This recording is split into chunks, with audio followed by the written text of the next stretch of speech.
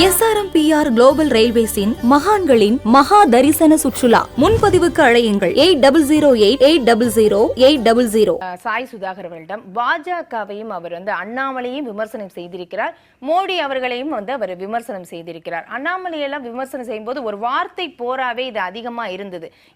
அண்ணாமலை பேசிய பேச்சு, அதுக்கு SP வேலுமணியுடைய ரியாக்ஷன், அதற்கு பிறகு ஜெயக்குமார் அவர்களுடைய பிரஸ் மீட், இப்படி வரிசையாக அது பெரிய விஷயமா போயிட்டு இருந்தது. அப்போ பாஜக வளர்ந்து விட்டது அப்படிங்கிறதெல்லாம் எதுவுமே இல்லைங்க அப்படிங்கிறாரு EPS. முதல் கட்டமாக திரு நரேந்திர மோடி அவர்கள் வரலாறு படைத்திருக்கிறார். மூன்றாவது முறையாக காங்கிரஸ் அல்லாத ஒரு கட்சி தலைவராக பொறுப்பேற்க போகிறார், பிரதம மந்திரியாக. அது ஒரு வரலாற்று சாதனை. இப்போது இன்றைக்கி நீங்கள் பார்த்தீங்கன்னா நம்ம மாண்புமிகு எதிர்கட்சி தலைவர் ஒரு ஒரு ப்ரெஸ் மீட் நடத்துகிறாரு. அதில் அவருக்கு அவங்களுடைய கட்சிக்கு போன தடவை விட இந்த தடவை அதிகம் வாக்குகள் கிடைத்ததாக ஒரு விமர்சனம் முன்வைக்கிறார். பாஜகவுக்கும் திமுகவுக்கும் குறைந்து விட்டது அப்படின்னு சொல்கிறாரு. பட் அது எந்த விதத்திலும் சரியாக தோன்றவில்லை. ஏன்னா புள்ளி விவரம் கொடுக்கறாரு. நான் புள்ளி விவரம் நானும் கொடுக்குறேன். இது அதாவது அவர் என்ன தப்பு பண்ணாருன்னு கொடுங்க. போன தடவை 39% அதிமுக கூட்டணி, இந்த தடவை 23%. அதுவே ஒரு பெரிய சான்று. அது கரெக்டாக தப்பா? இந்த வாட்டி கூட்டணியாக அவங்க அந்த SDPI அண்ட் நம்ம தேமுதிக இந்த 3 சேர்ந்து 23% வாக்குகள் தான் பெற்றிருக்காங்க. போன தடவை 39%. நியாயமாக பார்த்தீங்கன்னா திமுகவோட சதவிகிதம் 1.5% கூடி இருக்கு போன தேர்தலில் இருந்து.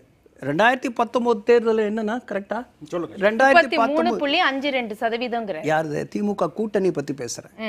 45.5 போன தேர்தல் 2019 திமுக கூட்டணி. இந்த தடவை அவங்க 47% கூடி இருக்கு. 1.5% கூடி இருக்கு. தனித்து பார்த்தா கொஞ்சம் சரிவு இருக்கு. திமுகவுக்கு கொஞ்சம் சரிவு. நாங்க என்ன பெறோம்? கூட்டணியே அவர் கன்சிடர் பண்ணல. திமுகவுக்கு கொஞ்சம் சரிவு தான்.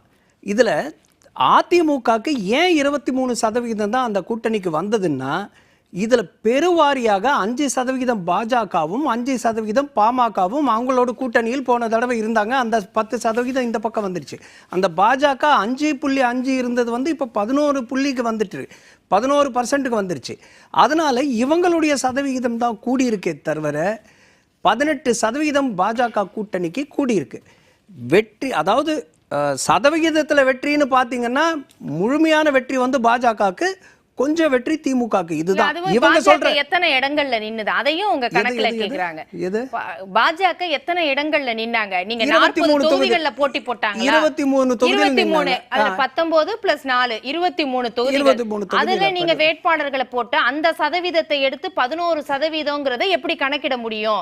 அது வளர்ச்சியா அப்படின்னு கேக்குறாங்க. 40ல போட்டிட்டா அதுக்கு எக்ஸ்ட்ராபுலேட் பண்ணணும். 40ல போட்டிட்டா கம்மி பண்ண முடியாது. இப்போ 20ல 19%னா 40ல 38%. அது எப்படி நீங்க சரியான அதுதான் வரும்னு சொல்ல முடியுமா? எக்ஸ்ட்ராபுலேட் அது வராதுன்னு சொல்ல முடியும். அது வராதுன்னு சொல்ல முடியுமா? ஆமா, எப்படி கூடுது? எந்த தொகுதியில கூடுது? எந்த தொகுதி நீங்க இதே டெபாசிட் இழந்தா என்ன பண்ணுவீங்க? எப்படி வராதுன்னு சொல்லுவீங்க?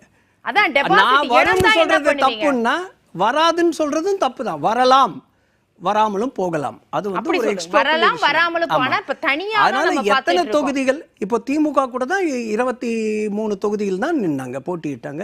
அது அவங்கவுங்க தேர்தல் யுக்தி, அவ்வளவுதான். இவர் சொன்னார் இல்லையா, ஒரு தேர்தல் யுக்தின்னு அண்ணன் சொன்னார். அந்த மாதிரி ஒவ்வொருத்தருக்கும் ஒரு தேர்தல்ல என்ன பாலிசி என்ன இதுன்னு இருக்கணும். அதே மாதிரி இப்போ அதிமுக தோற்றத்துக்கு இவர்கள் சொன்ன காரணங்கள்லாம் எனக்கு சரியா படலை. அவங்களை எதிர்க்கணுன்றது என்னுடைய மோட்டிவ் கிடையாது. பட் இப்போ ஒரு கட்சி பிளவு அடைந்திருக்கு. இப்போ திமுகவே பார்த்தீங்கன்னா மதிமுக வெளியே போகும்போது அது ஒரு பெரிய இம்பேக்ட். அன்னைக்கு மதிமுக வைகோ இப்போ இருக்கிற மாண்புமிகு முதலமைச்சர் ஸ்டாலின் இருந்த லெவலை விட அந்த கட்சியில் திரு வைகோ அவர்கள் மேலிடத்துல இருந்தார். அது அவங்களுக்கு ஒரு பெரிய இம்பேக்ட். அதெல்லாம் கடந்து தான் போகணும். இந்த கட்சியில் இது என்ன ஆச்சுன்னா, இவங்களுடைய தலைவர்கள் ஒரு சுயநலத்துக்காக பாரம்பரிய, அதாவது எம்ஜிஆர் அவர்கள் ஆரம்பித்த கட்சி, இது ஒரு பாரம்பரியமிக்க கட்சி, 40 ஆண்டுகளை தாண்டி வந்த கட்சி அப்படின்னு ஒரு நினைப்பு கூட இல்லாம இவர்களாக தான் பிரித்து விட்டார்கள். இவங்களுடைய சுயநலம், இவங்க ஜெயிப்போம் அப்படின்னு இவங்களுக்கு நம்பிக்கை இருந்ததா இல்லையான்னு கூட நமக்கு தெரியாது. இவங்க லீடராக இருக்கணும், 3 பேருக்குமே நான் தான் தலைவராக இருக்க வேண்டும் அப்படின்றது இவங்க கொள்கை, இவங்க ஒரு விஷனாக இருந்தது. அதனால அவங்க பிரிஞ்சிட்டாங்க. இப்போ அந்த கட்சியிலே பார்த்தீங்கன்னா முன்னாள் அமைச்சர் வந்து பாஜக கூட கூட்டணி இருந்தால் நாம ஒரு 30-35 இடங்கள் பெற்றிருக்கலாம்னு இப்போ அதுக்கு தான் சொல்றாரு. கண் கெட்ட பிறகு தமிழிசை சொல்றாங்களே, அண்ணாமலை சொல்றாரு, நான் வந்து ஒரு கட்சியை வளர்க்கறதுக்கு, இங்க பாஜக வளர்க்கறதுக்கு தான் நான் இருக்கேன், இன்னொரு கட்சியிட இருங்க அனுசரணையா போகணுங்கிற அவசியம் கிடையாது, அப்படி வேணும்னா வேற தலைவர் போட்டு பண்ணிக்கலாங்கிறத ஓபன் ஸ்டேட்மெண்டா கொடுக்கறாங்க. தமிழிசை என்ன சொல்றாரு, இல்ல வேற தலைவர் வரலாம்னு சொல்லியிருந்தாரு, அந்த வார்த்தையை அவர் சொன்னாரு, வேற தலைவர் வரலாம்னு சொன்னாரு, வேற தலைவர் வந்தால் இது சாத்தியமாகலாம்னு சொன்னார். அதான் வேற தலைவர்ங்கிறதுக்கு சொல்லிட்டாரு. அவர் வந்து தமிழிசை என்ன சொல்றாங்க, இதேதான், இது கூட்டணி அப்படிங்கிறது ஒரு அரசியல் வியூகம், அத வந்து செயல்படுத்தல. அப்ப அவங்க என்ன நினைக்கிறாங்க, இதே அதிமுக பாஜக கூட்டணியை தொடர்ந்து இருக்கணும்னு அவங்க நினைக்கிறாங்க. அப்ப ஒரு கட்சிக்குள்ளேயே இங்கேயே மாநிலத்துக்குள்ளேயே பிரிவினை இருக்குதா? இல்ல பிரிவினை கிடையாது. நீங்க அதிமுக சொல்ற மாதிரி பாஜக இருந்திருக்கலாம் அப்படின்னு அவங்களுடைய கருத்தை அவங்க சொல்றாங்க. அதே மாதிரி இவர் கருத்தை சொல்றாரு. இத மட்டும் ஏன் நீங்க உட்கட்சி பூசலா பாக்குறீங்க? உட்கட்சி பூசல்னு சொல்லலையே, நான் ஒரு கமெண்டா தான் அதை சொன்னேன் நான். அதாவது அவங்க மாண்புமிகு மந்திரியும் சொல்றாரு, அதுக்கு பதில் தான் என்ன சொல்றாருன்னா, இது வந்து கண்கெட்ட பிறகு சூரிய நமஸ்காரம், அதுலயே மொத்த அர்த்தமும் இருக்கு. எனக்கு கூட்டணி வேண்டான்னு திரு அண்ணாமலை பாஜகவுக்கும் ஒத்து வருமா? எது ஒத்து வரும்? பாஜகவுக்கும் கண்கெட்ட பின் சூரிய நமஸ்காரம்னு தலைவர் வேணாங்கிறாரு. அதுல முக்கியமான தலைவராக இருக்கக்கூடிய முன்னாள் தலைவர், பாஜக மாநில முன்னாள் தலைவர் தமிழிசை சொல்றாங்க, இருந்திருந்தா திமுக இத்தனை இடங்கள் பெற்றிருக்காது அப்படிங்கிறாங்க. அப்ப யாருக்கு பெற்றிருக்காது பின் சூரிய நமஸ்காரம்? அவங்களுடைய கருத்துமா இது. திரு வேலுமணி அவர்கள் கூட அவருடைய கருத்தை சொல்லியிருக்காரு. நான் வந்து அது தப்புன்னு சொல்லவே வரல. இப்போ திரு அண்ணாமலை அவர்கள் கூட தப்பு செஞ்சார் நம்ம சொல்ல முடியாது. ஏன்னா தேர்தலில் 2 விஷயமா பார்த்தார் அவர். ஒன்று, இன்னைக்கு கூட்டணி வச்சு அதிமுகவில் இவங்களை தோக்கடிச்சு திமுகவை இன்னைக்கு ஒரு ஷார்ட் டேர்ம் பிளானாக வைக்கலாமா, அல்லது இந்த முறை நாம் நம்ம சக்தியை காண்பித்து நாம் அந்த 10% தாண்ட மாட்டோம். ஏன்னா 2 கட்சிகளும் திமுகவும் சரி அதிமுகவும் சரி என்ன சொன்னாங்க, நோட்டாவை விட கம்மியாக வாங்குற கட்சி அப்படின்னு தான் சொன்னாங்க. ஸோ அதை முறியடிக்கலாமா அப்படின்றது பார்க்கும் பொழுது அவர் செஞ்ச செயலுக்கு இது வந்து ஒரு மாபெரும் வெற்றி. இதுக்கு கட்சியும் துணையா ராதாகிருஷ்ணன் பெற்ற வாக்குகளை விட இப்ப குறைவா தான் அண்ணாமலை பெற்றிருக்கிறாரு அப்படிங்கிறாங்க.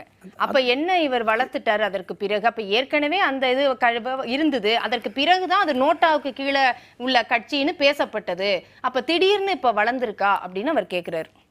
அவர் கரெக்ட், நீங்களே சொல்றீங்க. அவர் பதவி ஏற்கும்போது என்ன பர்சன்டேஜ் இருந்தது? 2.5% இருந்தது. இன்னைக்கு என்ன பர்சன்டேஜ்? 11% வந்திருக்கு. அது வளர்ச்சி தானே. ஒரு கட்சி வளர்ந்திருக்கலாம். கூட்டணியா 2014 18.80, 2024 18.28, அப்ப 0.62% குறைவு தான். அப்ப சிபி ராதாகிருஷ்ணன் 2014 பாஜக கூட்டணி அதுல பெற்றதை விட இப்ப குறைவு தான்ங்கிறார். அவர் புள்ளி விவரத்தை கொடுக்கிறாரு. கூட்டணி அப்படின்னு தான் சொல்றீங்க. 18%. அந்த கூட்டணியில பாஜகவோட சதவீதம் எவ்வளவு அப்போ 2014? 2024 பாஜகவோட சதவீதம் எவ்வளவு? 18.80 முத கூட்டணி. இப்ப அதே கூட்டணி 18.28. கூட்டணி கம்மியானாலும் பாஜகவோட சதவீதம் கிட்டத்தட்ட 8% கூடி இருக்கு. அன்னைக்கு 2.5%, போன தேர்தலில் 5.5%.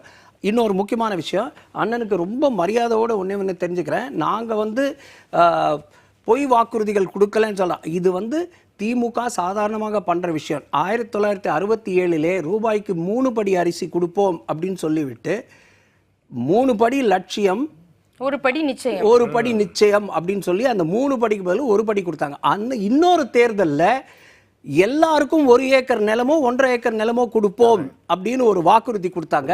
அதையும் நிறைவேற்றவில்லை. அதை வந்து தம்பி சொல்ல மறந்துட்டாரு. அதை சொல்லி இவருக்கு சான்றோட சொல்லி இருந்தா அது இன்னும் கொஞ்சம் நல்லா இருக்கும். வாக்குறுதி எல்லா கட்சிகளும் கொடுக்குறாங்க, நிறைவேற்றாங்களா அப்படிங்கிறது தான் கேள்வி. Correct. ஆண்டுக்கு 2 இப்போ கோடி இப்போ அந்த பேருக்கு டக்கா வேலை வாய்ப்பு டக் டக்கா என்னாச்சு? டக்குக்கு அங்க ஒரு நிறைய போராட்டம் கேள்வி நடக்குதுல்ல? கேட்கலாம் சார். இல்ல இல்ல அங்க டக்கா எல்லாமே டக் டக்கா அரசியல் டக் ஒரு கட்சிகள் போராட்டம் நடக்குதுல்ல? சரி, ராஜா கம்பீரன் கலைஞர் காலத்துல இருந்து வாக்குறுதி மட்டும் தான் திமுக தரும், அததான் அவங்க பண்ணுவாங்களே தவிர அண்ணாதுரை காலத்துல எப்போ அப்பவே நீங்க எடுத்துக்கலாம். சரி. ஆனா இவருக்கு அப்புறம் கலைஞர் கருணாநிதிக்கு அப்புறம் இது தொடர்ச்சியாவே அவங்க பொய்யா